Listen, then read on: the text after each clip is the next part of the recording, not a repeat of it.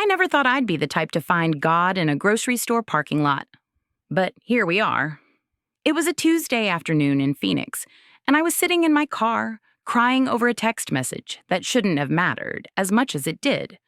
Another failed relationship. Another promise broken. I was 32 years old, and I felt like I was collecting disappointments the way other people collected stamps. My phone buzzed. A notification from Sarah, my coworker. She'd invited me to dinner at her place weeks ago, and I'd been avoiding it. Sarah wore a headscarf, prayed during lunch breaks, and had this calm about her that I found both fascinating and intimidating. But that day, sitting in that parking lot, I texted back, yes. Her apartment smelled like cardamom and something sweet I couldn't identify. Her husband, Ahmed, was setting the table, and their 2 kids were doing homework in the corner. It was so normal, so peaceful. We talked about work, about life, about everything except religion. Until I asked, Sarah, how do you do it? How are you always so together? She smiled, not the pitying kind, but genuine. I'm not. I just know where to turn when I fall apart. That night, she gave me a book, a translation of the Qur'an. I almost didn't take it. I was raised loosely Christian, celebrated the holidays, believed in something. But reading felt safe. Non-committal, I started reading on page 1, expecting ancient rules and fire and brimstone warnings. Instead, I found poetry, mercy, the idea that God was closer to me than my jugular vein. That concept shook me. I'd spent years feeling alone, and here was a text telling me I never was. Weeks turned into months. I read at night, watched videos during lunch breaks, asked Sarah increasingly specific questions. The 5 daily prayers seemed impossible until Sarah explained they were conversations, not performances. The headscarf seemed restrictive until I understood it as a choice, a statement of identity and devotion. But the real turning point came during Ramadan. Sarah invited me to break fast with her family.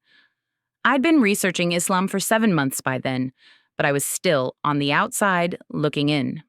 When the call to prayer echoed through her home at sunset and everyone sat together sharing dates and water, I felt something crack open inside me. After dinner, Sarah asked, "What's holding you back?"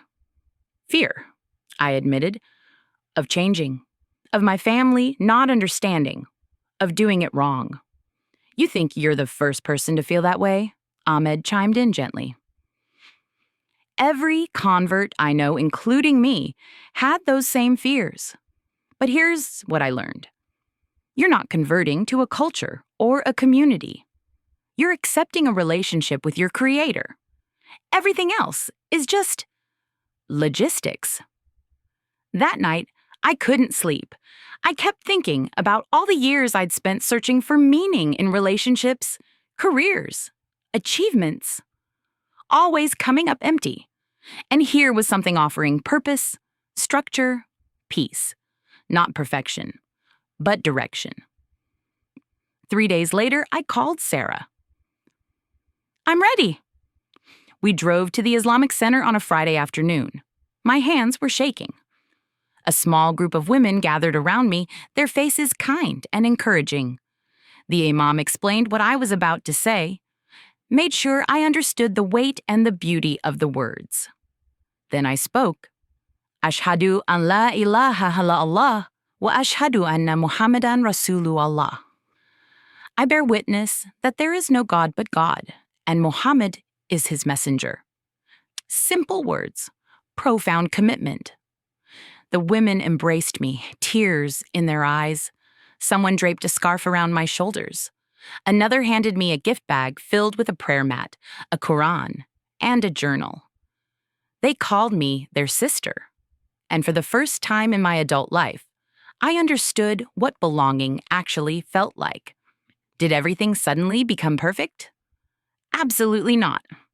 My mom cried when I told her, convinced I'd joined a cult. My ex-boyfriend sent me angry messages about brainwashing. Coworkers asked intrusive questions about my sudden change. But I also found something I didn't know I was missing.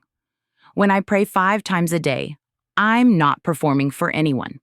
I'm having a conversation with the one who created me. When I fast during Ramadan, I'm not starving myself. I'm building discipline and empathy.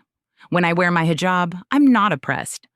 I'm making a statement about who I am and what I value. A year has passed since that day in the Islamic Center. I still make mistakes. I still forget prayer times occasionally. I still struggle with Qur'an recitation. But I'm no longer collecting disappointments. I'm building a life with purpose. And that grocery store parking lot breakdown, it was the beginning of everything that mattered.